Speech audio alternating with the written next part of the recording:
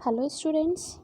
अभी तक हम लास्ट 3 पार्ट्स में पढ़ चुके हैं what is mixture, what are the types of mixtures, how to separate the components of mixtures, and this is the last part of this chapter. And in this chapter we will study what is pure substance, मतलब pure substance क्या होता है। अभी तक हम सिर्फ mixtures के बारे में पढ़ रहे थे, अब बात करते हैं प्योर की। देखो, what is pure substance? A pure substance means a single substance which cannot be separated into other kind of matter by any physical process. इस प्योर सब्सटेंस को समझने के लिए ये सोचो, अगर आप मार्केट जाते हैं और आपने घी का डिब्बा लिया तो उस पर अगर प्योर घी लिखा है तो इसका मतलब है कि वो प्योर है? नहीं, वो मिक्सचर है, क्योंकि घी में कई सारे कंपोनेंट्स होते हैं। प्योर का मतलब जो सिर्फ एक सब्सटेंस से मिलकर बना हो, या फिर अगर एक से ज़्यादा सब्सटेंस से मिलकर बनाए तो उसका रेशियो फिक्स्ड हो। It is called pure substance. जैसे आयरन है, iron is a pure substance. Gold है, कॉपर है, सिल्वर है, जितने भी मेटल्स होते हैं they all are pure substance, जिनको हम और छोटे छोटे पार्ट्स में नहीं कर सकते। अगर आपने सोडियम की बात करी तो सोडियम सोडियम ही है, वो किसी दो या दो से ज़्यादा चीज़ों से मिलकर नहीं बना। Sodium is a pure substance. ऐसे कैल्शियम की बात करते हैं, calcium is a pure substance. Water is a pure substance, but we know that water is made up of H2O. H2O means hydrogen and oxygen. लेकिन यहाँ पर H2O में hydrogen और ऑक्सीजन का कंपोजिशन फिक्स है। हाइड्रोजन और oxygen जब एक फिक्स प्रोपोर्शन में मिक्स होते हैं या कंबाइन करते हैं तभी वाटर बनता है। ऐसा नहीं है कि H3O को हम वाटर बोल देंगे, या फिर अगर हम CO2 की बात करें, कार्बन डाइऑक्साइड की, carbon dioxide is pure substance. कैसे प्योर है ये? इसमें तो कार्बन और ऑक्सीजन दोनों हैं, लेकिन ये प्योर सब्सटेंस क्यों है? क्योंकि यहाँ पे कार्बन का एक पार्ट है और दो ऑक्सीजन इससे कंबाइन हुए हैं। अगर इनका मास रेशियो देखते हैं तो 3:8 का मास होता है, जिसको हम कहते हैं कार्बन डाइऑक्साइड। अगर कार्बन डाइऑक्साइड है तो CO2 बनेगा। CO2 का मतलब अगर हम एक पार्ट कार्बन है तो दो पार्ट ऑक्सीजन के होंगे। ऐसा नहीं है कि एक पार्ट और एक पार्ट हो गया तो वो क्या बन गया? Carbon monoxide. इसका मतलब है कि जो भी प्योर सब्सटेंस होता है उसमें या तो जो भी सब्सटेंस है वो सिंगल एलिमेंट होता है, या फिर अगर वो कंपाउंड है तो उसमें एलिमेंट्स का प्रोपोर्शन फिक्स होता है। It is called pure substance. देखो, अब आगे बढ़ते हैं types of pure substance. Pure substance 2 types के होते हैं, element and compound. What is element? Element होता है, it is a basic form of matter which can not be broken down into simpler substance by chemical reaction. Elements are of 3 types. देखो, अब हम gold की बात करते हैं। Suppose gold एक मेटल है और गोल्ड एक एलिमेंट है, तो गोल्ड को हम और ब्रेक डाउन करके किसी भी चीज़ में नहीं कन्वर्ट कर सकते। गोल्ड है तो वो गोल्ड ही है। उसमें अगर उसको हम और पार्ट्स में तोड़ेंगे तो 2 मॉलिक्यूल्स मिल जाएंगे हमें, 2 की बजाय 4 मॉलिक्यूल्स, लेकिन मिलके किससे बना? वो गोल्ड से बना, उसमें कोई और सब्सटेंस नहीं है। तो इसका मतलब गोल्ड इज़ एन एलिमेंट। जो भी सिंगल सब्सटेंस होता है जिसको ब्रेक डाउन हम और छोटा, जिसको और ज़्यादा हम ब्रेक डाउन नहीं कर सकते, दैट इज़ कॉल्ड एलिमेंट।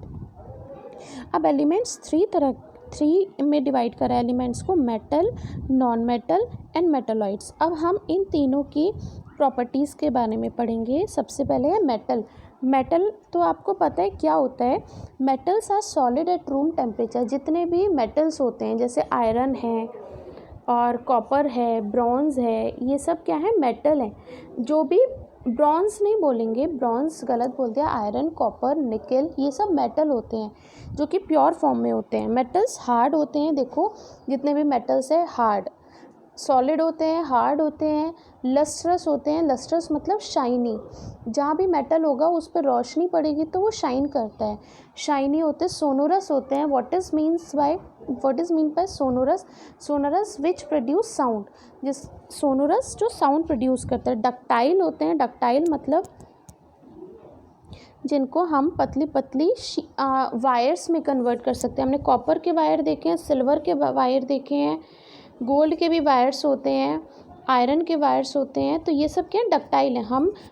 हम मेटल को मेल्ट करके पतले पतले वायर्स में कन्वर्ट कर सकते हैं, तो metals are ductile. Metals are malleable. Malleable मतलब मेटल्स को हम हैमरिंग के प्रोसेस से, हैमरिंग मतलब जैसे उनको पीट कर हम उसे थिन शीट्स में भी कन्वर्ट कर सकते हैं। देखो गोल्ड के जितने भी ऑर्नामेंट्स होते हैं वो कितने पतली पतली शीट्स के भी बने हुए होते हैं, तो ये क्या है, मेलिएबल। सोनोरस हो गया, metals have high melting and boiling point. अब जितने भी मेटल्स होते हैं उनका मेल्टिंग एंड बॉइलिंग पॉइंट बहुत ज़्यादा होता है। आगे चलते हैं, अब बात करते हैं नॉन मेटल की। नॉन मेटल ज़्यादातर गैसेज होती हैं जो सॉलिड, जो non metals are either gases or solid at room temperature. Non metals जितने भी होते हैं वो या तो गैस होते हैं या फिर सॉलिड होते हैं रूम टेम्परेचर पर। नॉन मेटल्स इन, जैसे हमने बात करी थी, metals are shiny in nature लेकिन non metals are dull appearance. जैसे मिट्टी को आप देखोगे मिट्टी में कोई शाइन नहीं होती है, तो metals are, non metals generally have dull appearance. Non metals are quite soft. Non metals soft होते हैं, जैसे मेटल्स कितने हार्ड होते हैं लेकिन नॉन मेटल बहुत सॉफ्ट होते हैं। नॉन मेटल्स ना तो मेलिएबल होते हैं, नाइदर दे आर डक्टाइल। ना तो वो मेलिएबल होते हैं ना ही वो डक्टाइल होते हैं। Non metals are not sonorous. Non metals कभी भी आपस में टकराने पर वॉइस प्रोड्यूस नहीं करते। अब देखो आपने एक पेन को लेके अपनी लोहे की ग्रिल पर मारा तो आवाज़ आती है, लेकिन नॉन मेटल, अगर आप मिट्टी में किसी चीज़ को मारोगे पेन को, तो क्या वो आवाज़ करेगा? इसी तरह से नॉन मेटल को समझो। नॉन मेटल किसी भी गैस को समझो, उस पर अगर हमने कोई पेन मारा या कोई भी ऑब्जेक्ट मारा तो कोई आवाज़ तो प्रोड्यूस नहीं करेगा। It means non metals are not sonorous. Non metals have low melting and boiling point. जितने भी नॉन मेटल्स होते हैं they do not have very high melting and boiling point. अब बात करते हैं मेटेलॉइड्स की। मेटेलॉइड्स वो होते हैं जिनके अंदर कुछ प्रॉपर्टीज़ मेटल्स की होती हैं और कुछ प्रॉपर्टीज़ नॉन मेटल्स की होती हैं। मेटेलॉइड्स का एग्जांपल है सिलिकॉन, बोरॉन। ये नॉन मेटल्स, ये मेटेलॉइड्स होते हैं जो जिनमें मेटेलिक लस्टर होता है लेकिन ये ब्रिटल होते हैं, मतलब छूने पे ही जैसे नॉन मेटल होते हैं ऐसे ही हो जाते हैं, इनमें इलास्टिसिटी नहीं होती। तो जनरली सबसे ज़्यादा एग्जाम्स में पूछा जाता है what is the difference between metal and non metal. अब आगे चलते हैं। अभी तक हमने पढ़ा था एलिमेंट्स के बारे में। एलिमेंट्स क्या होते हैं? जो प्योर सब्सटेंस होते हैं जिनको और हम छोटी फॉर्म में नहीं कन्वर्ट कर सकते, हम उसे और ज़्यादा तोड़ नहीं सकते। अब बात करते हैं कंपाउंड की। Compound is a pure substance containing two or more elements which are combined together in a fixed proportion by mass. Fixed proportion by mass का मतलब क्या है? सपोज H2O है, H का मॉलिक्यूलर वेट होता है 1, तो जब 2H है तो 2 हो गया, और O का होता है 16, तो 2:16। जब दो मॉलिक्यूल्स वाटर, हाइड्रोजन के दो एटम्स, हाइड्रोजन के एक 16 एटम ऑक्सीजन के साथ कंबाइन होते हैं, या फिर हम इसका सिंपलेस्ट रेशियो क्या कर सकते हैं, 1:8। तो वाटर का रेशियो 1 है। कहीं भी आप कभी भी देखोगे तो वाटर का रेशियो 1 ही रहेगा।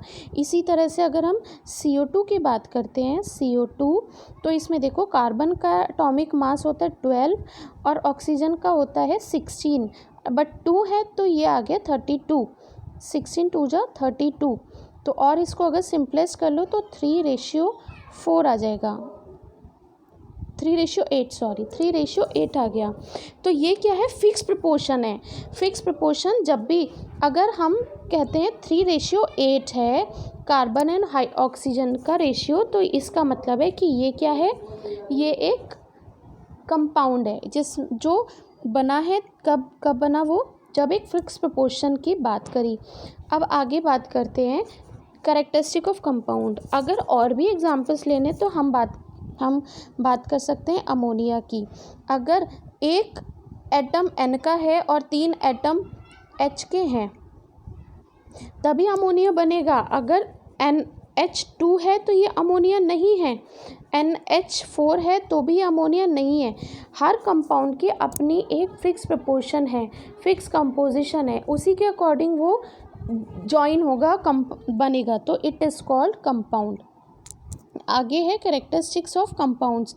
A pure compound is composed bye of the same element compound in fix ratio by मास। तो इस चीज़ को याद रखो, कंपाउंड जब भी बनेगा उसमें फिक्स प्रोपोर्शन होगा या फिक्स रेशियो होगा जो भी उसमें एलिमेंट्स पार्टिसिपेट कर रहे हैं। कंपाउंड किससे बनता है? दो या दो से ज़्यादा एलिमेंट से। तो जब वो एलिमेंट्स एक फिक्स प्रोपोर्शन में कंबाइन होंगे तभी कंपाउंड बनेगा। A pure compound is homogeneous in nature. अब आप वाटर को देखकर ये नहीं कह सकते कि वाटर में O यहाँ पर है, H यहाँ पर है, कि ये कैसे है? होमोजेनस है। Next is it is formed as a result of chemical reaction between the constituents elements. जैसे एलिमेंट्स में जब रिएक्शन होगी तभी होता है, जैसे C+O2, तो इससे क्या बना? CO2। तो कंपाउंड कब बनेगा? जब एलिमेंट्स आपस में कंबाइन होंगे तभी कंपाउंड बनेगा। Properties of the compound are different from the elements from which it is formed. तो एलिमेंट की प्रॉपर्टीज़ और कंपाउंड की प्रॉपर्टीज़ अलग अलग होती हैं।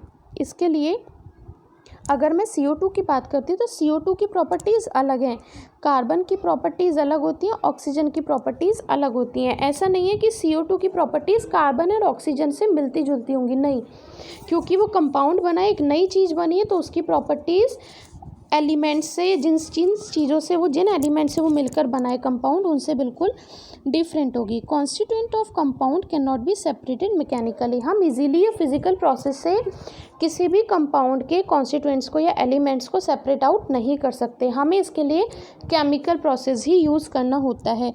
Formation of compounds involve energy change. जब भी कोई कंपाउंड बनता है तो या तो वो एनर्जी को एब्जॉर्ब करता है या फिर एनर्जी को रिलीज़ करता है, तभी कंपाउंड बनता है। These are the characteristics of compound. आगे चलते हैं टाइप ऑफ कंपाउंड्स। अब कंपाउंड दो तरह के होते हैं।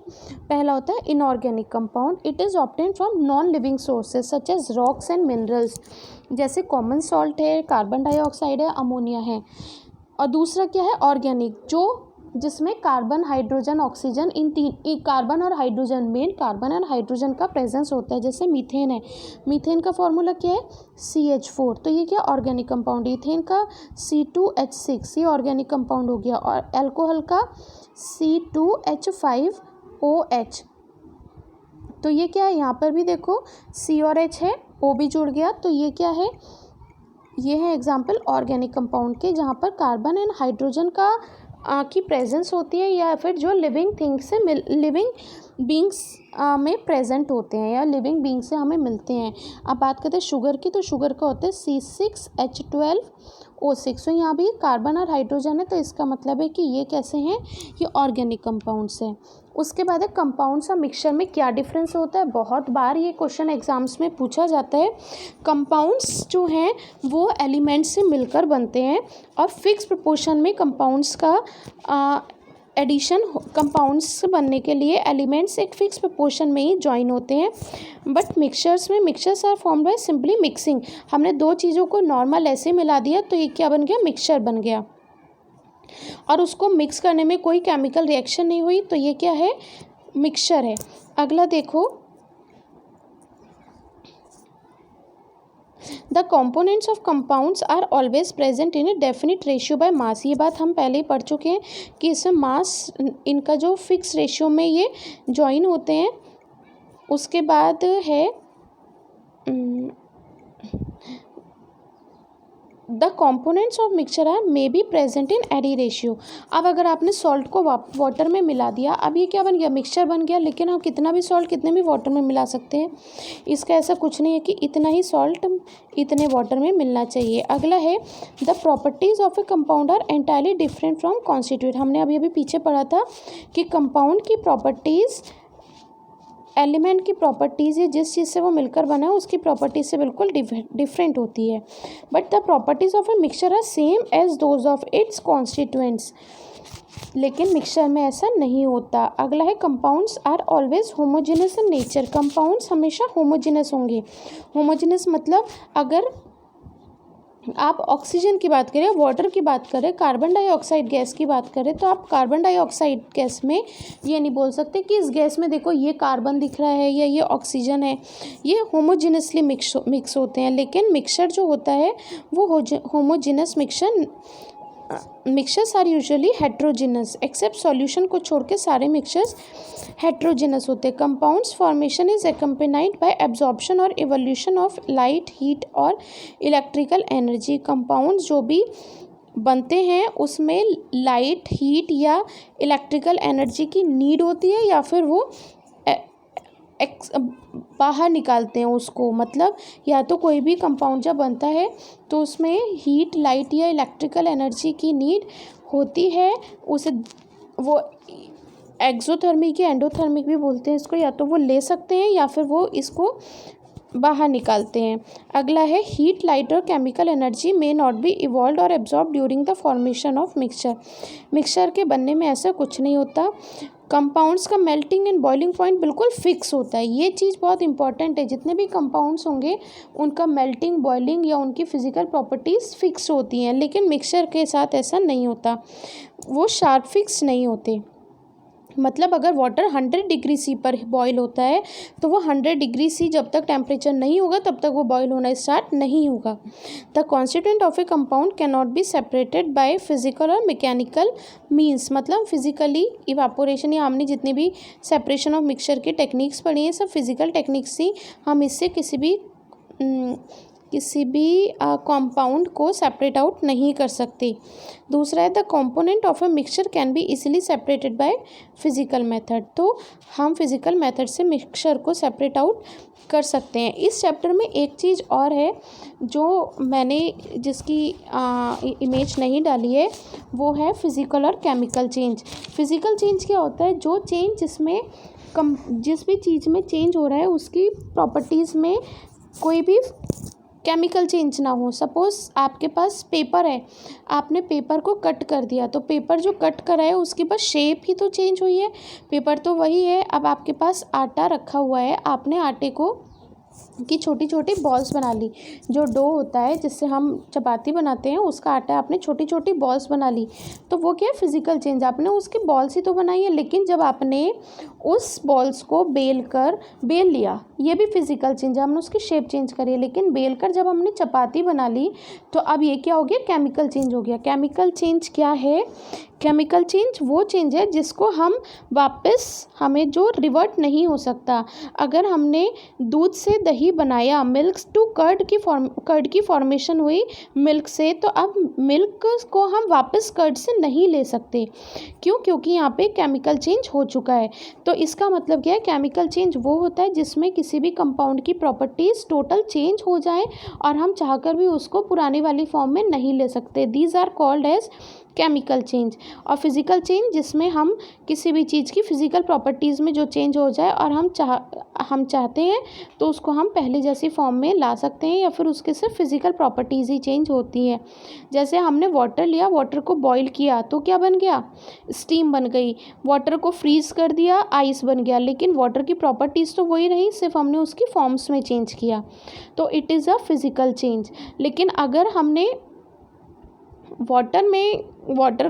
अगर हमने कोई भी ऐसा कुछ करा जिससे कि उसकी पूरी फॉर्म चेंज हो गई, तो वो कहलाता है केमिकल चेंज। जैसे केमिकल चेंज का क्या? हमने कार्बन लिया या कोयला लिया, कोयले को जला दिया, उससे क्या मिल गया? हमें ऐश मिल गई, जिसे राख बोलते हैं।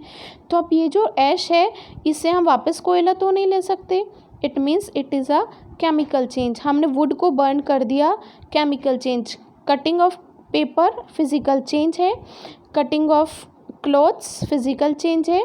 लेकिन formation of ripening of food कह सकते हैं, राइपनिंग ऑफ फ्रूट, एक बारी फ्रूट जब पेड़ पर है या पक गया है तो हम उससे वापस कच्चा फ्रूट तो नहीं बना सकते, तो it is a chemical change. और केमिकल चेंज और फिजिकल चेंज के एग्जांपल्स हैं कुकिंग ऑफ फूड, खाना बना लिया उसके बाद आप कच्चा खाना तो नहीं ले सकते, it is a chemical change. I think आपको फिजिकल और केमिकल चेंज अच्छे से समझ में आ गया होगा। This is all about the chapter of is matter around us pure. अभी आपको इसकी जो भी क्वेरीज हैं आप मेरे से कमेंट सेक्शन में पूछ सकते हैं। Thank you so much student.